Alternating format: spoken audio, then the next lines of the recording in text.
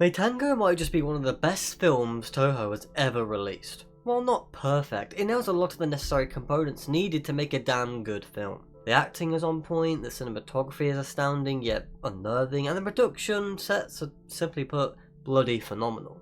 But hey, who the heck am I, right? I'm just some rando yelling his opinion onto the vast landscape of YouTube, hoping someone will hear me. Don't take my word for it, take someone who has actually made hugely successful and celebrated films. If I had to offer up one Honda film, I think for like serious consideration, it would probably be his Attack of the Mushroom People.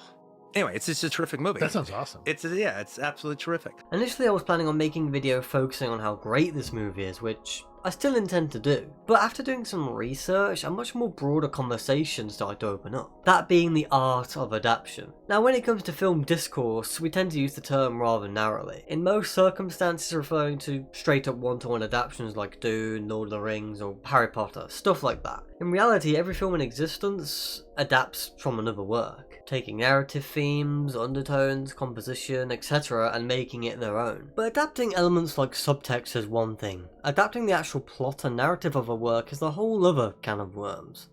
These two types of adaptations mingle and intertwine all the time, say that 10 times fast, resulting in vastly different outcomes, especially in the realm of film and television. Let me give you a brief example. Netflix's Watership Down is an adaptation of the book of the same name, a fairly faithful one at that too, with the episode format allowing more time for character development and plot detail to be fleshed out, unlike the 1978 movie. However, the violence and grit was noticeably toned down, an integral element of the book and the movie which makes this version feel somewhat lacking. On the other hand, a show like The Boys pretty much throws the idea of adapting the plot out the window. Sure, the characters are all there, but how they are handled as well as the main story are both worlds different to the comic book. Yet despite that, it managed to capture the intended element of the comic, the primary being the violent and gratuitous world spearheaded by a megacorporation. There you go, there's two adaptations of previous works that both go in completely different directions. Their effectiveness and how much of it is tied to the original source material, well, that's for you to decide, but it does bring up a broader conversation on adaptations and film overall. How closely should we follow the source material? What elements should be interpreted liberally and what can we play around with? When it comes to this conversation, I think I found a great case or instance of this phenomenon. Oh, and yes, I am aware that I just compared a show about bunny rabbits to a show about super schlongs. And yes, Homelander would get absolutely washed by the entire cast of said bunnies. This is where we segue into the main subject of this here video.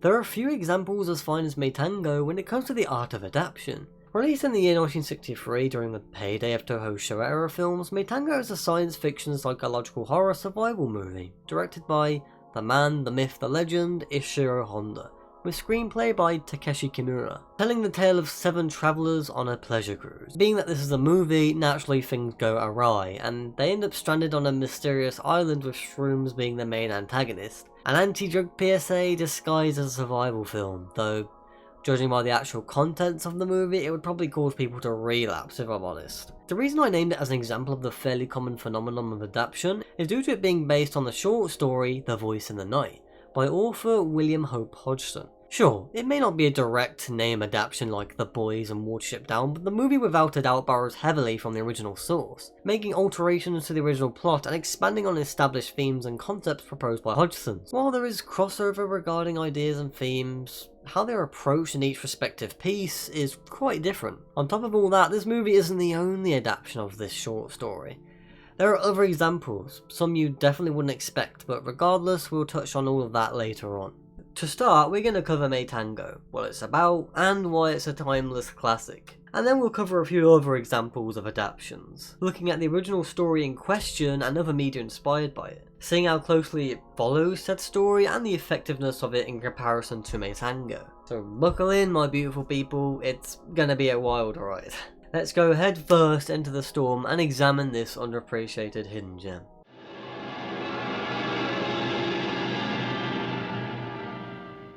Matango is what I like to call a let's go back movie. What I mean by that is a film that starts with the ending, like Pan's Labyrinth or Fight Club for instance. Damn, what the heck is going on? How did we get here?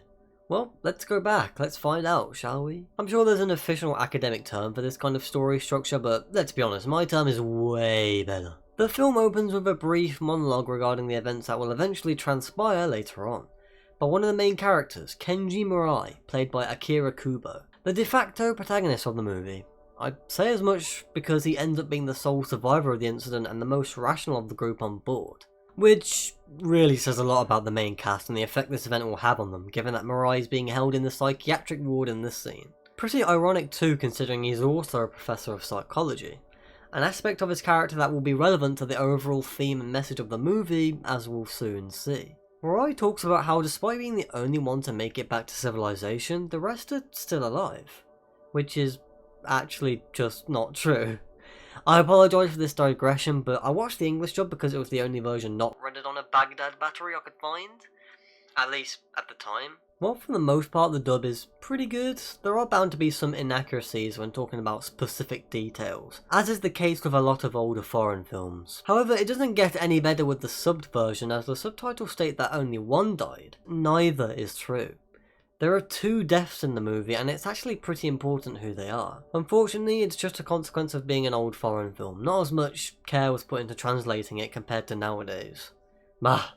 Whatever. How did Mirai end up here? Well, cue the happy upbeat opening credits. It's here on this nice little cruise that we're introduced to our colourful, diverse cast of characters. We've already discussed Kenji Mirai, but travelling along with him is Akiko, one of Mirai's students, a shy, introverted woman that Mirai has feelings for, but due to the power and age imbalance, he hasn't really acted on it. She also takes the cake for having the most annoying dub voice of all time. Also on the boat is Yoshida, a writer who is overzealous in his pursuit of knowledge and experiences to fuel his novels. The kind of goal that he will chase after no matter the consequences. The man who actually purchased the boat, Kasai, is the wealthiest of the bunch, being a hotshot businessman who uses his wealth and influence to get his way, something that naturally plays into his innate desire to take charge without actually earning it. Alongside him is Mami. She's the type of woman that relishes the attention she receives from men, using her good looks and singing talent to influence people and string men along. Specifically Kasai in this instance, madly in love with his wallet over him. 5 well-to-do individuals on a luxury yacht out at sea. But of course you need people to man the bloody boat in the first place, which is where Sakura and Koyama come in. Sakura assumes the role of captain, the skipper of the ship, though he's in a pretty frustrating position as despite being captain, Kasai is the one constantly taking charge and there's not much Sakura can do about it, being on his payroll and everything. Koyama is employed as a sailor on the boat, helping with maintenance and upkeep. These 2 are pretty much the black sheep of the group, stand-ins for the working man amidst a bunch of crazy rich people. Quick to criticise the others for being privileged, lazy and all the rest, despite being just as, if not more selfish and capital motivated as they are. If you're at all familiar with the older Toho films, you probably recognise some of these actors. Akira Kubo, who I mentioned earlier, Kumi Mizuno, Hiroshi Koizumi, Kenji Sahara. I mean, everyone is here. Quite the all-star cast of fantastic Japanese actors, and that means a lot coming from me.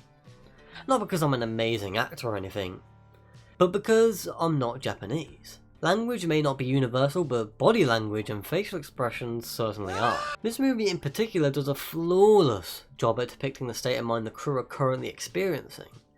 Their sanity and rationale decreases as each minute on the island passes, and it doesn't matter where you come from, you can recognise the talent on display here. Each character's job and personality goes a long way in influencing their actions and motivations. There's a reason this movie makes it a point to tell us their career paths over the radio while they're stranded at sea. So I hope you like these guys because they are the only characters we will follow in this movie. Unless you count the famed, legendary skulking transitional Matango and equally acclaimed police personnel. It's important we establish these characters and their core traits because they will bear fruit later on. So they're all enjoying a nice cruise away from society until a deadly storm hits, leaving them stranded on the battle boat. With the sails broken, they are left to drift aimlessly until they eventually find land. A seemingly uninhabited island.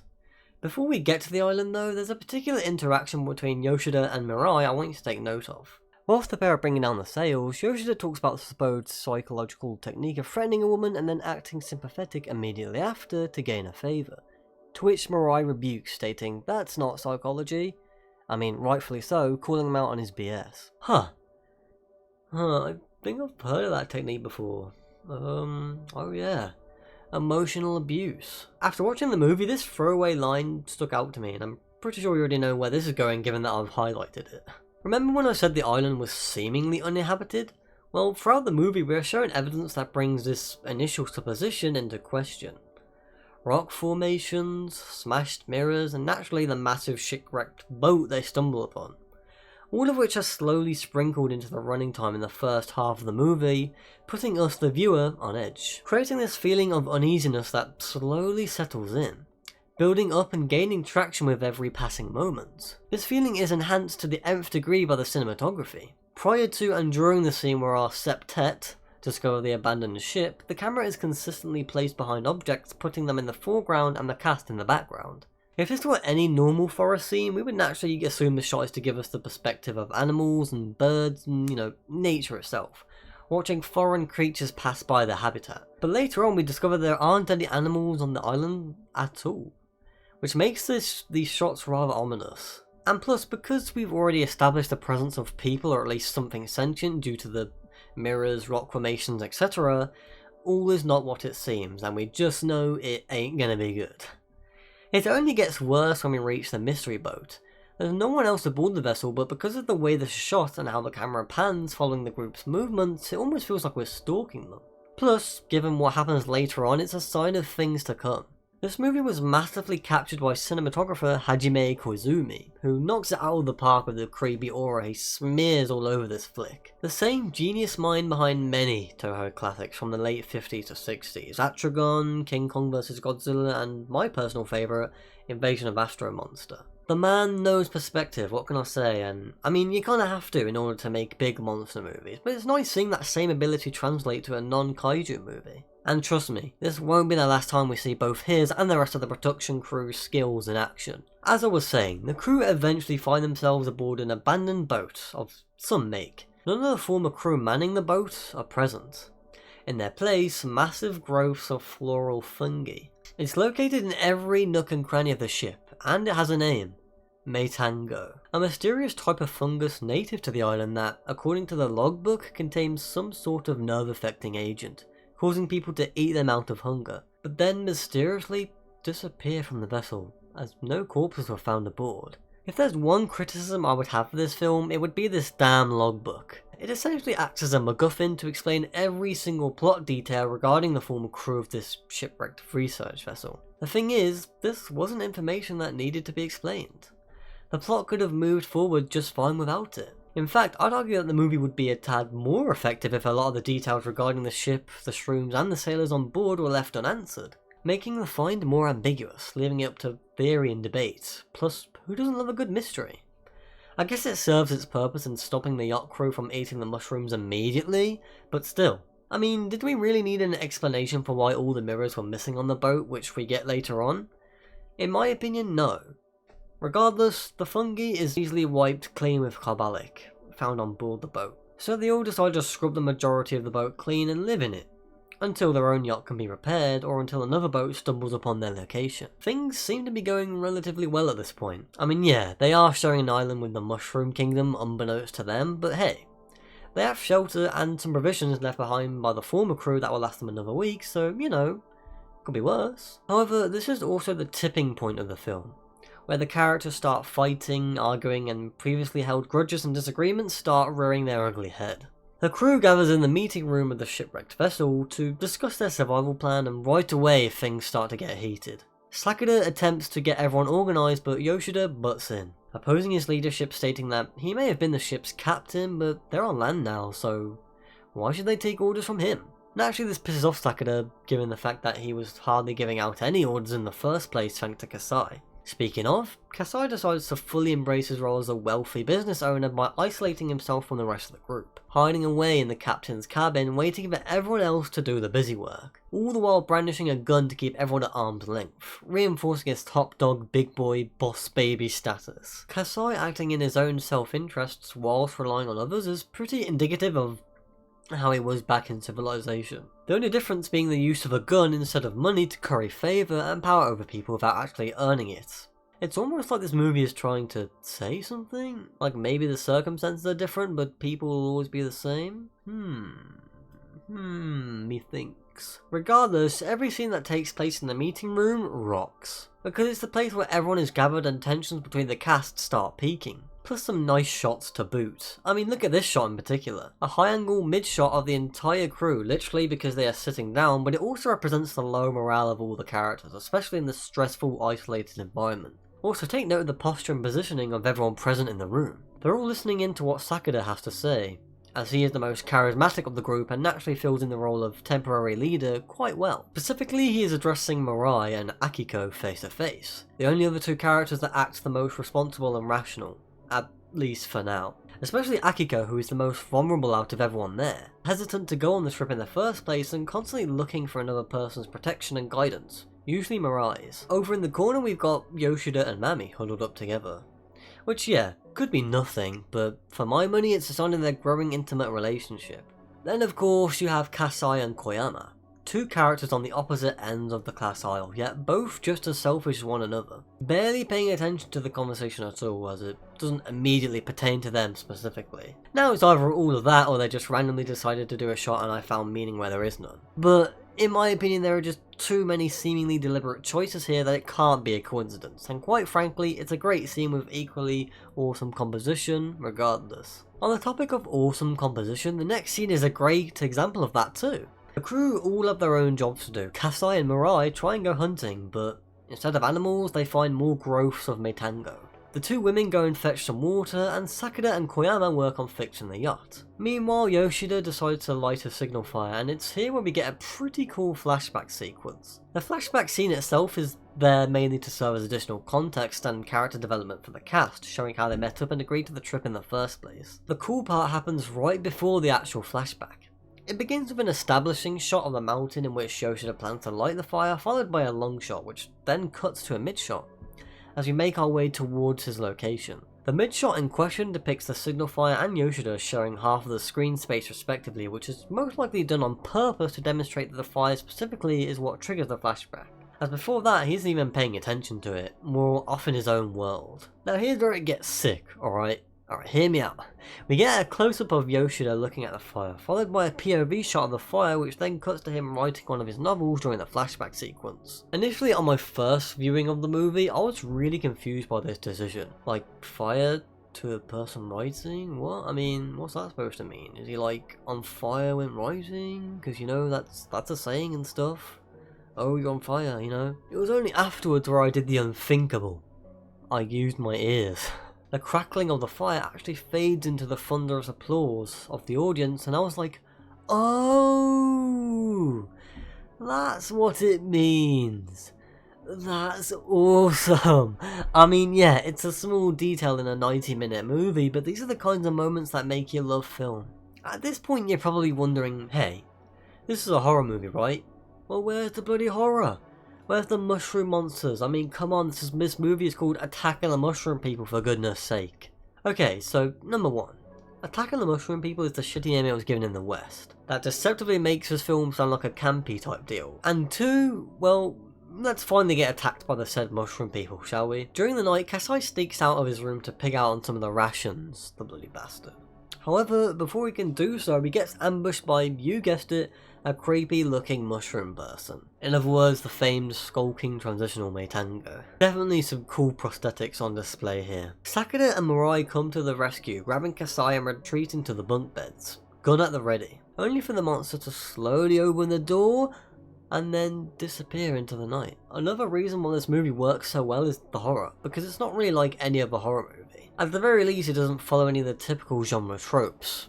Usually in these older movies, there would be a crash zoom on a scared character's face with a sudden loud sound like a low-pitched piano chord, followed by some equally loud music that slowly fades away or just sharply cuts to the next scene. I'm not saying that's a bad way to inspire fear in the audience, it's a common technique in movies for a reason, but Matango deserves praise for offering something relatively fresh, especially considering the time period it was released and the rest of Ishiro's catalogue, which makes this film that more of an oddity. I deemed it a psychological horror in the beginning for a reason. The fear largely comes from the prospect of losing your sanity, losing all sense of rationality, hell even having the desire to do so, because the temptation is so strong. Not to mention the paranoia this movie creates, knowing the crew aren't alone on the island and even at their place of rest, they're just as vulnerable.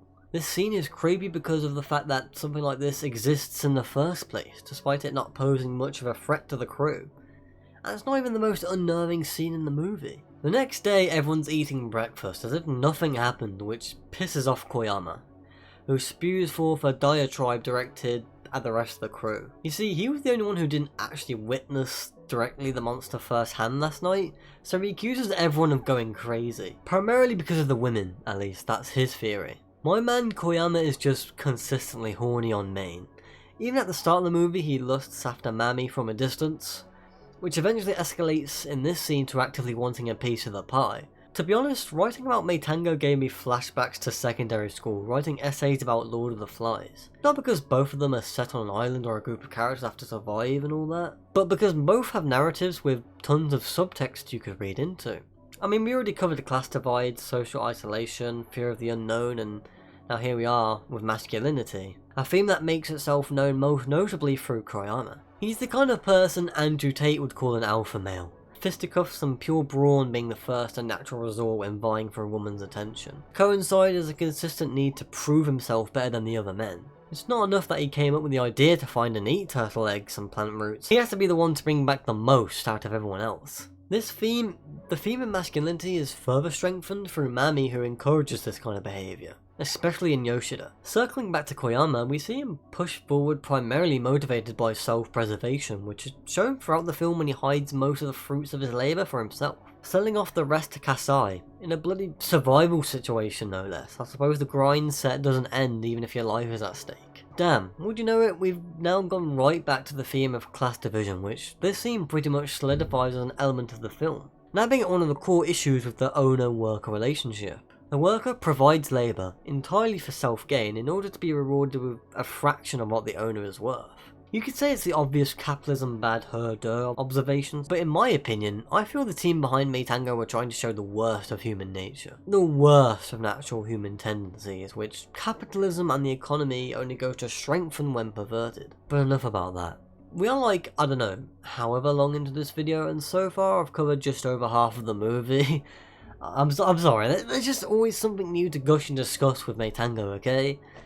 Let's try and pick up the pace a little. With Koyama's tirade out of the way, it's time for everyone to go about their daily survival chores, gathering water, food, etc, etc. Everyone except Yoshida, who instead decides to get wasted. Big mistake. Like, astronomically huge blunder. So, what does he decide to do in this drunken state? Well, naturally, the bloody genius goes and eats some of those mysterious mushrooms. If you thought things took a turn for the worse before, well, shit has officially hit the fan now. Yoshida returns to the boat and he's fine. In fact, he's better than fine. No longer hungry, no longer stressed, the man's straight up relaxed, chill even. You know, maybe I was wrong about fecal matter colliding against the rotating modem of wind production. The mushrooms ain't so bad. I mean, everything's going to be okay. Sure, they might be shipwrecked on an island miles away from civilization, but hey, they've got mushrooms now. In fact, why should we even worry about everyday struggles? I mean, guys, hear me out here. School, university assignments, bills, family-friend drama, societal expectations, personal expectations. It's all frustrating, right? Haven't you had enough? Don't you just want to let go of it all? Well, who cares about any of that? Matango is always there for us with open arms. Everything's going to be just fine. Wait a minute. No! God, no! Jesus, okay, no. The mushrooms are even taking effect on me now. Ugh. Okay, well thankfully the rest of the crew is still normal. During the night though, Yoshida and Koyama get into a fight over Mami, which Yoshida actually gets the upper hand thanks to the mushrooms making him feel in tip-top shape, much to her amusement. Not because she's interested in Koyama, but because she loves the attention. The fact that two men are fighting over her at all only goes to fuel her ego. The brawl gets broken up, but Yoshida ain't backing down yet. He grabs the rifle and threatens to murder everyone on board, taking the women for himself. And I've got to give major kudos to actor Hiroshi Tachikawa for portraying the loss of humanity and any sense of rationale in Yoshida. I may have chosen the English dub on my first watch, but even there I could tell he was giving a great performance, especially in the eyes and face. After taking the mushrooms, he looks completely disconnected from reality, which is pretty much the shrooms working as intended. Sakura and Mirai overpower Yoshida, grabbing his gun and shutting him into the captain's quarters, forcing Kasai to actually live amongst the rest of the group. The next morning, Kasai tries to convince Sakura to leave him on the now-repaired yacht, but he won't hear none of it. Instead, Sakura decides to hog-tie him, steal all the food rations from the vessel, as well as Koyama's hidden supply, and whisk away on the yacht all by himself, leaving nobody else worthy of saving. So yeah, if you felt any sympathy towards him or thought he was one of the only people on the island with his head screwed on straight, well, you're out of luck. Turns out he's just as selfish as the rest of the crew. Before they can do anything though, Kasai, Mirai and Akiko get ambushed by an armed Yoshida, now accompanied by Mami. And I've gotta say, I hope the costume designers for this movie got a raise, because she already looks like a living fungus thanks to that dress. Anyway, they attempt to take Akiko with them, but end up getting distracted by Koyama's return. His appearance on the vessel though is pretty bittersweet. However, as Yoshida lights him up without a care in the world, any sense of reasoning has been completely thrown out the window. Like, his facial expression doesn't morph or change in the slightest when murdering Koyama, making this the coldest, most raw death in the movie by far. Which, to be fair, isn't hard to do because there's a total of 2 deaths during the film, but still. Fortunately, this gives Mirai and Kasai a chance to restrain Yoshida, take his gun, and force both him and Mami off the boat. All the while, Kasai takes pot shots at the air with the rifle that apparently has magic bullets that ricochet before the gun even fires. So how about that? After both of these events, things start to derail rapidly. Losing one of their only means of escape and now being down to 3 crew members tanks morale, especially for Kasai, who has had enough of all this, asking Mirai to finish him for good. Akiko and Mirai go out to gather food, telling him to just take it easy, which he does for all of 5 seconds until Mami comes back to show him the light, to convince him that eating mushrooms is actually based. Kasai, who is at his wit's end, goes along with Mami without much convincing, even getting on his knees and begging for her help, much to Mami's amusement, as the roles have historically been reversed. Unsurprisingly, Kasai gives in to the allure of the mushrooms, experiencing a sexy, well-edited hallucination. Again, another fade cut executed flawlessly. The mushrooms Kasai is eating seemingly blend with his hallucination of colourful city lights, blocking out the real world completely in favour for his own. Mami then casually drops a bombshell of epic proportions. Oh yeah, well, I forgot to mention that eating the shrooms actually, turns you into one. My bad. Upon hearing this revelation, Kasai freaks the hell out, because of course he does. And we get this amazing sequence where Kasai tries and tries and tries to resist the mushrooms, but you can't resist the mushrooms, inevitably being at their mercy. As is with 90% of Ishiro Honda's catalogue, the set design is out of this world. Whenever we get to the part of the forest infested with Matango, it feels like we're leaving the real world and entering a fantasy one, as if the effects of the mushrooms are taking place on us, the audience, just by looking at them. And as it turns out, that's actually not far from the truth. More on that later. Also, take note of the cinematography here. Usually in horror movies, the chase sequence is loud, erratic, with constant cuts and oftentimes handheld shots to immerse you in the experience and increase the fear factor. But here in Matango, we get slow pans and static shots, which reinforces the idea that the mushrooms have already won. It's like watching a thirsty man crawling for water, knowing he isn't going to reach any and will inevitably die of dehydration. The only one with panic or adrenaline here is Kasai, with the mushroom people barely putting up a fight. Heck, even that doesn't last, eventually slowing to a stop, ending with this beautiful yet insanely claustrophobic full shot where Kasai gives in to the mushroom people overcrowding him. Back with the other 2, they discover Kasai's disappearance, making them the last 2 remaining members of the crew. It's at this point Akiko completely breaks down, to which Mirai tries to comfort her, inadvertently discovering that the Matango growths have reappeared in full force. Akiko tries to get some rest while Mirai ventures out once more, this time discovering Sakura's boat, which has returned to the island, though unfortunately without Sakura himself. R.I.P. Sakura. I yes, but on the bright side, now they have a means of escape. He heads back to the vessel to tell Akiko of the somewhat good news. However, like Kasai, she has completely given up hope. You've probably forgotten by now, but do you remember early on in the video where I showed you that conversation between Yoshida and Mirai during the storm? Well, we've finally come full circle as Mirai backhands Akiko right across the face, confessing his love thereafter. This is the breaking point for Mirai as a character. The culmination of all the stress-inducing events he's experienced thus far, which have slowly but surely broken him. Now to the point where he has completely abandoned his moral sensibilities, resulting in the barbaric tactics he himself criticised not long ago. That seemingly throwaway line having this much significance demonstrates the toll the island has taken on him mentally, while also proving that the script is bloody amazing and Takeshi Kimura and the rest of the writing staff absolutely smashed it in terms of brilliant storytelling and narrative progression. Moving on. It turns out they aren't alone, with the mushroom people coming back to the shipwrecked boat on the offensive. They manage to kidnap Akiko and Mirai chases after them to the mushroom area in a last-ditch rescue attempt. We get yet another awesome looking evasion sequence like the one prior with Kasai. Though unlike Kasai, Mirai hasn't succumbed to the mushrooms, so this time it's 5 times more hectic and 10 times more terrifying. We all knew it was coming, but nonetheless, Akiko has fallen under the mushroom's influence, leaving Mirai to run away, escaping the island via the yacht in hopes of being discovered by another boat. An inordinate amount of time later, we end up right back where we started, with Mirai ending up in a psychiatric ward, presumably for telling such a fantastical tale after being rescued, but also for another reason. Mirai's attempts to resist Matango was futile, as it turns out he ate them! At least that's what he claims in the English dub, but as I later found out, that's not actually the case. Yet another mistranslation on the dub's part. What actually happens is that the spores from the mushrooms end up being just as infectious as actually eating them. So Mirai never actually ate them, simply being in their presence was enough to be infected, and to be honest, that makes a lot more sense and adds another layer of horror onto the ending. We never actually see Mirai take a bite, plus there's no mushrooms on the yacht, so when did he eat them? I don't know, it doesn't really make much sense.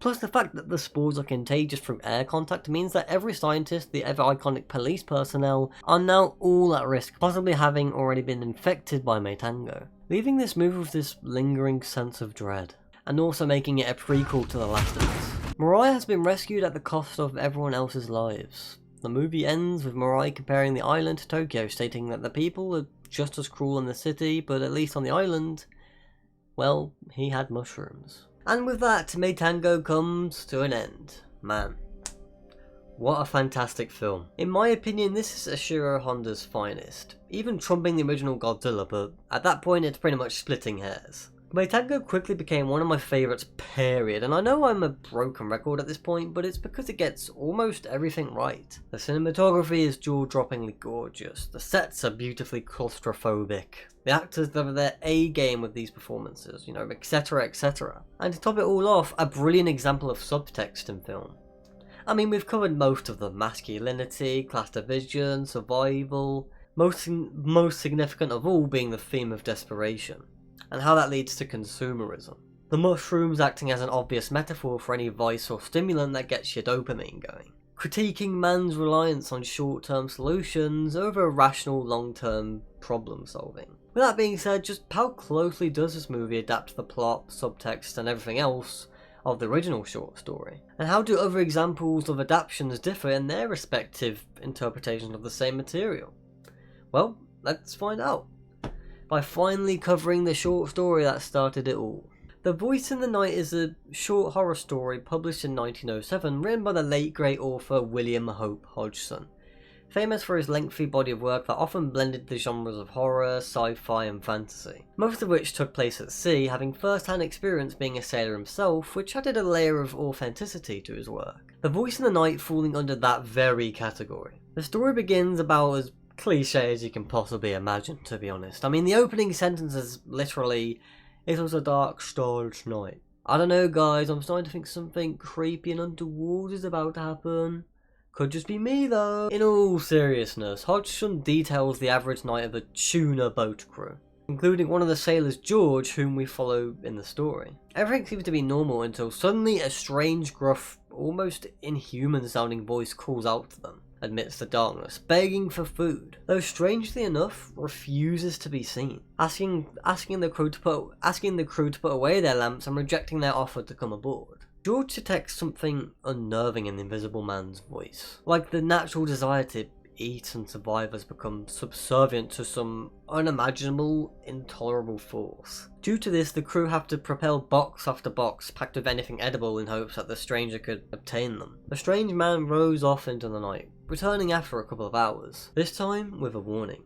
A warning about the nightmarish happenings both he and his wife, who is still alive on the not too distant island, experienced out at sea. The Invisible Man relays the story of the Albatross, a great ship both he and his wife were aboard. While at sea, a great storm hit, causing a leak on board the vessel. The rest of the crew pretty much took off and bolted, in smaller boats, fearing the oncoming tide which struck the man and his fiancée, who had barely enough time to construct a small raft, turning their poxy makeshift boat, way off course. Hours turn to days as they float aimlessly. However, things start to look up when they discover a large sailing vessel. Boarding the large ship, they find none of the crew present. In their place, large, grey, fungus-like growths covering the boat from floor to sail. They try to scrape off the fungus with carbolic, which they find in the boat, but to no avail, growing back in a matter of days. Fortunately, they also manage to find some remaining food stores, which keep their hunger satiated, at least for a while. Living on the discovered vessel and dealing with the grey fungus becomes the norm for a couple of months, until the wife discovers the growth underneath her bloody pillow. As you can imagine, this discovery sets them over the edge, deciding that this boat is no longer habitable, instead seeking refuge on a nearby island, though unfortunately it gets much worse.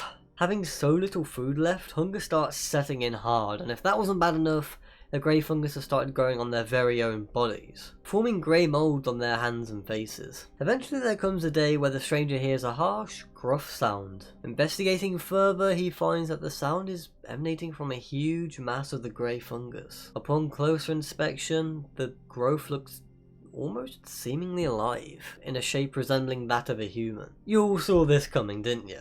Naturally, this scares the ever-loving crap out of the man, and can you really blame him? Not really, so he bolts in the opposite direction. But not before one of the figure's appendages could graze his face, leaving some of the fungus smattered all over. Our mysterious invisible man makes a fatal mistake, licking it off his face.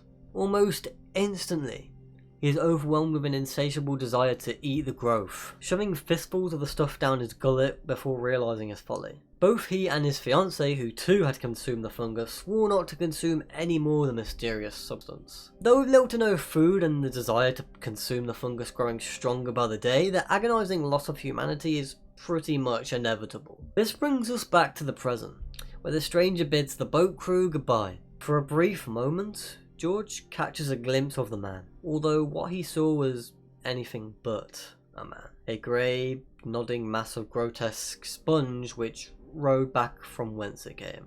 That about sums up Hodgson's short story. It's pretty good, I'd say. While not my favourite short horror story of all time, it successfully accomplished the goal it sets out to achieve, instilling fear and dread in the reader whilst weaving a sympathetic tale of tragedy. I should also mention that this story is in public domain, and considering it's only about a 25-minute read, I'd recommend it to anybody interested. I'll leave a link in the description just in case you want to check it out. I wanted to make sure I covered as many of the narrative similarities as possible in my summary, of which there are a surprising amount of, more than I thought there would be. It turns out Matango utilised many of the small details in Hodgson's story in its own adaptation. For starters, after consuming the mushrooms, Yoshida starts developing grey spots, which we see for the first time during the scene where he threatens to kill all of the crew. The stranger and his fiancée experience similar growths all across their bodies. Both in Matango and in The Voice in the Night, the characters happen upon an empty boat filled with fungus which they then use for shelter. Both narratives involve the use of carbolic in a vain attempt to scrub away the growths of fungus on board. So sure, Matango adapted a lot of the smaller details like I mentioned, but where they differ lies in the use of the fungus and the characters. In Hodgson's short story, the grey fungus-like substance is, well, exactly that. A grey fungus-like substance. In fact, mushrooms aren't mentioned even once in the story. That was a completely original development in Matango, and for good reason. As you've discussed earlier, the mushrooms represent a much larger underlying metaphor. Matango is the primary threat to the crew, sure, but it also symbolises the danger of relying on stimulants and vices to satiate addictive tendencies, in place of dealing with problems and issues head on. The fungus is used in the original story solely to scare the reader and put them on edge. That's why whenever it is described, it is done so in detail, often to a grotesque and aptly evasive extent. That's also why there aren't any mushrooms, because, you know, mushrooms aren't scary, especially in comparison to an amorphous grey fungus. Hell, most people would deem the mushroom suits in Matango silly and campy, something I might have agreed with if it wasn't for every other fundamental film element at play, making them an unnerving and slightly force to be reckoned with. But of course, the most significant change in both pieces is the main cast of characters. In the short story, we mainly follow George the sailor, who pretty much acts as a pair of blank shoes for the reader to fill and digest the horror through. During the stranger's narration, halfway through, he describes both himself and his fiancée. While not super in-depth character studies or anything, Hodgson successfully creates a cohesive, loyal relationship that the audience can relate to and sympathise with, making the impact of their horrible situation hit that much harder, which is a big statement to make considering it's a short, 25-minute story. Matango, having almost quadruple the length of the original story, uses that extra time wisely by throwing additional characters in the mix. Additional characters which, thankfully, aren't a waste of the precious running time. Instead of the interpersonal struggles between a loving couple, we get ever-rising tensions between a group of diverse individuals, none of whom you can really root for. Every person in the crew has good reason to be there and serves some purpose, be it the plot or underlying subtext. This change is what ultimately makes Matango the ultimate adaptation. Not only does Matango inspire fear in the audience, albeit in a different manner, but thanks to the new characters, many new themes, conflicts and subplots arise, gracing the original story with extra layers that were previously impossible to cover given its length. I mean, where do I even start? The consistent fight for Mami's love and approval, the varied class backgrounds causing division between the crew, their past lives influencing their current actions. All of this and more make Matango both an amazing movie and a brilliant adaptation of Hodgson's work that throws new elements into the mix, expanding upon an already successfully executed story. Now it's time we looked at some other examples of media adapting the same story to see how well they fared. Starting with an episode of Alfred Hitchcock's Suspicion. And yeah, we're digging deep for this video and we still haven't gotten to this fucker. Suspicion was a television series that ran from 1957 to 1958, totaling 42 episodes. Each episode ran for an hour, telling its own individual story. Apparently the show was intended to confuse and mystify audiences. That's it. I literally just read the IMDb description. This TV series must not have been very successful, or at least no one cared to document it, as I could barely find any information on it at all. Well, except for this amazing looking poster with Hitchcock's head floating ominously in the background like the Teletubbies' sun baby. Speaking of Hitchcock, his name is plastered all over this show, and sometimes his face too, which makes sense. He did produce some of the episodes, and he was insanely popular during the late 50s. His name would have had some heavy pull. Not heavy enough, it seems. The reason we're talking about Suspicion in this video is because one of the episodes was a direct adaptation of Hodgson's story. One of the only episodes of the show you can actually find and watch, but it was recorded on Potato Cam, making a lot of the details difficult if not impossible to see or notice. It's not available to watch or stream anywhere, so this is the best we're gonna get. Thank you, Israel Waits. Wait, hold on. The episode begins with a brief monologue by the sailors aboard the vessel at sea. Much like the sailors in the original story before they meet the stranger in the dark. Shortly after, cue the intro title cards. Alfred Hitchcock's Voice in the Night. Kinda weird considering Hitchcock didn't write the bloody story.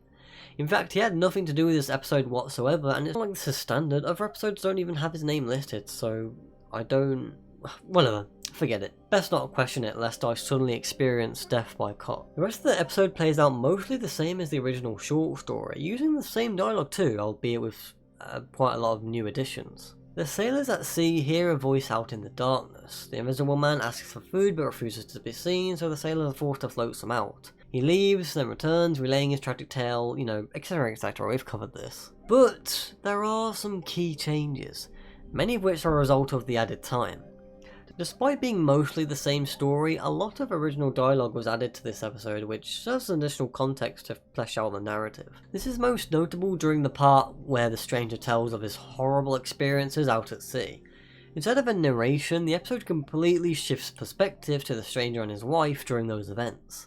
Both of which actually have names now, James and Eleanor Thompson, which also come bundled with new personalities to boot. James, or as we know him, the stranger in the night, was a stern yet optimistic ship captain. Beside him is his fiancée Eleanor, who is not only in love with James but also has an adventurous spirit. Initially enjoying their circumstances, excited about the opportunity to experience something that isn't everyday mundanity. A naive attitude that fades as the film goes on. The pair's relationship overall is greatly expanded upon in this version, not only through additional dialogue like I mentioned before, but also through added scenes. We know from Hodgson's story that the two of them had a happy, loyal relationship, but in this episode we see the lengths at which the two will go for each other. Particularly during a new scene in the intro where his wife strong-arms James into letting her come along with him, so she can be by his side. Furthermore, during the ending, James creates a signal fire to help Eleanor escape, but upon realising that both of them are infected with the fungus, she throws it away. She'd rather die alongside him than save herself and risk spreading it to others in the process. It's executed well. The result? A powerful relationship being strained, battered and stressed to the max. Yet despite all of that, their love stands strong against insurmountable odds. Perhaps the most strange diversion from the original story is the fungus itself. In both the short story and suspicion episode, the fungus is solely the prime inspirer of terror and confusion for both the audience and the characters. Initially on a surface level, they're both identical from one another. In both plots, the couple happen upon an abandoned boat filled with the grey fungus next to a seemingly empty island. Just like Hodgson's story, the grey fungus is almost impossible to wash off without it coming back. In the end, the two stories result in the couple getting infected by the fungus as it grows slowly but surely on their bodies. However, the effect of the fungus was changed in the suspicion episode. Instead of eventually becoming an object of craving and desire like in the short story, it's never actually eaten once, or desired in any way. The couple are repulsed by it from the very start. Yeah, I'm not really a fan of this change, if I'm honest. Part of why Hodgson's story was an uncomfortable read was the fact that you'd get a detailed description on the grotesque nature of the fungus, contrasted later on by a diatribe by the stranger on how desirable it was, and just how much he relished eating the bloody fungus. That was in large part what made it pretty creepy, and in my opinion that aspect being completely dropped from the episode negates the potential impact the horror could have had. A trend that unfortunately shows itself earlier on in the episode. During the scene where the couple discover the fungus underneath Eleanor's pillow, we get this typical sudden loud noise and crash zoom on the grey fungus. Nothing wrong with that technique innately, but it sure isn't used to great effect here. At the end of the day, it's a decent short film. I mean, the romance in particular being the most effective aspect of the episode. It does an alright job at expanding and adding to the established concepts and ideas of the original short story, well, aside from the fungus, of course. Herein lies the main difference between this adaptation and Matango's. While this episode aims to directly adapt the characters, concepts and events from the original story, utilising the time to flesh them out a bit more, Matango borrows said ideas and concepts like experiencing a shipwreck, finding an island that is more than meets the eye, and so on and so forth, but chooses to abandon most of the original narrative, opting to create its own cast of characters, and most notably its very own fungus, which then breeds a new subtext, new meaning, and of course, new ideas. Adding, and in my opinion improving, everything conveyed and proposed in Hodgson's original story. It's to the point where other adaptations might take more influence from Matango's adaptation than the original idea. Speaking of which, Naruto Shippuden is an anime series about, ninjas and stuff. Look, I'm sure you already know what Naruto is, and if you don't, well, it's called Google, my friends. It's one of those Korean cartoons, okay? That's all you need to know. Episode 229 of the show, titled Eat or Die, Mushrooms from Hell, is an adaptation of Hodgson's story. Though, in all honesty, after watching the episode, it bears more similarities to Matango, and we'll get into the whys and hows shortly. Funnily enough, even though I had watched all of Naruto when I was younger, I completely forgot this episode existed. Given the fact that it's a filler episode, that's not really a surprise. I already discovered it during day one of research after reading the bloody Wikipedia article for The Voice in the Night.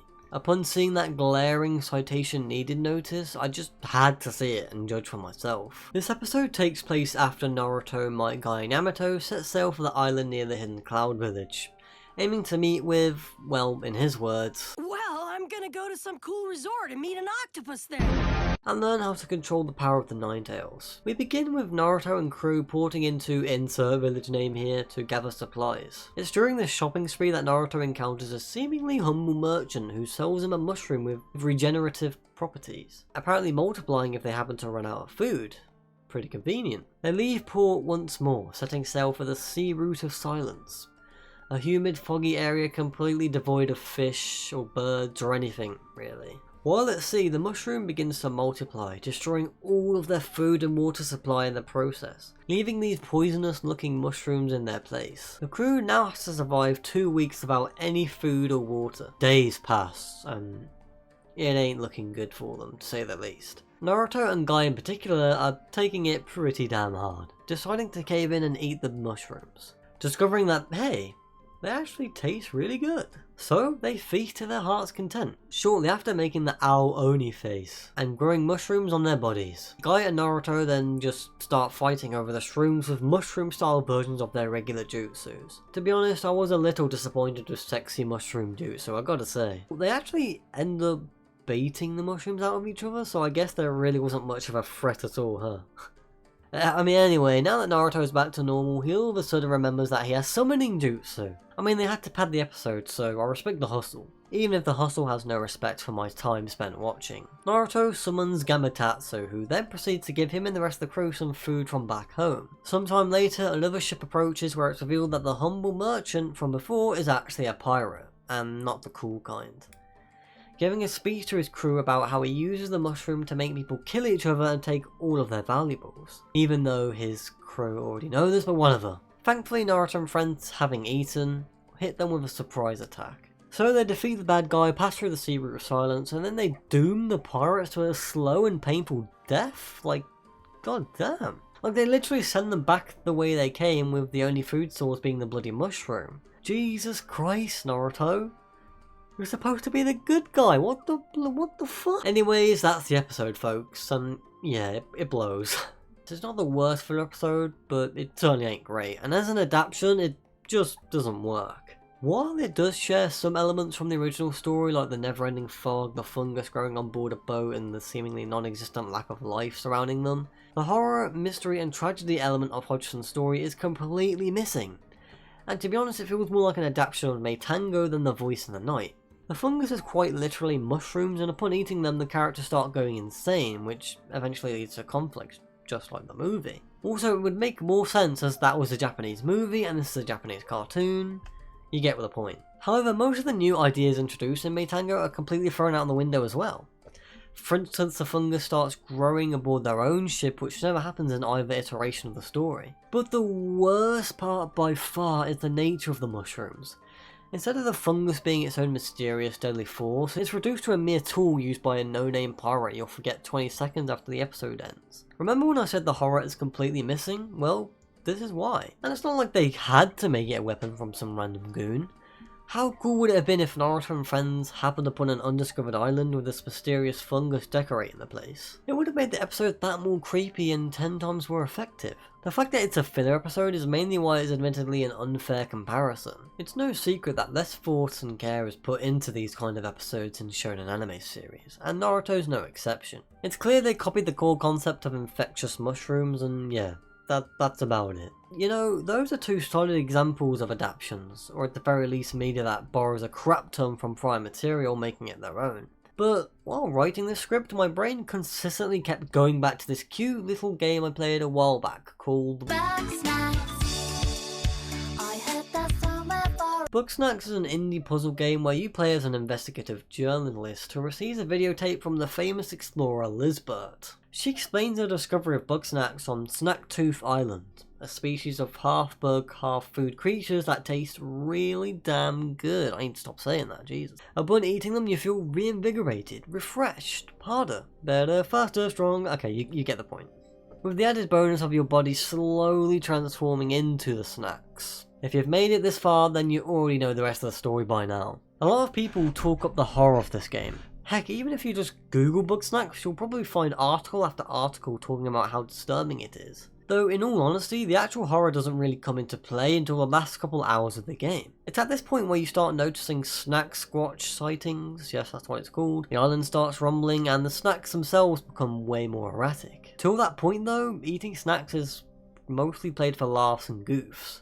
It's more like, hey, this is weird and silly than, hey, this is creepy and disturbing, if that makes any sense. In fairness, that's in large part why the game works, presenting a positive front-facing appearance with the occasional droplet of information that exposes the disturbing nature of the island. This is no better seen than with the main cast of islanders you're supposed to become friends with throughout your time exploring. The Grumpuses, as they're called, are a lot more human than you'd expect. When you first meet them, their personality flaws are likely the first thing you'll pick up on. They're not bad people, but a lot of their issues are self-inflicted. The majority of the side content in Bugsnax is getting to know your fellow islanders and helping them improve their situation materially as well as their emotional state of mind. This is what the game encourages you to do, and as a result you are rewarded with a more positive, happy outcome. Towards the end of the game, things start going awry. Like I said, erratic Bugsnax, island shaking, you get the gist of it. Everyone decides it's high time to get the bloody hell off the island ASAP, but before that can happen, you finally run into Lisbeth, who has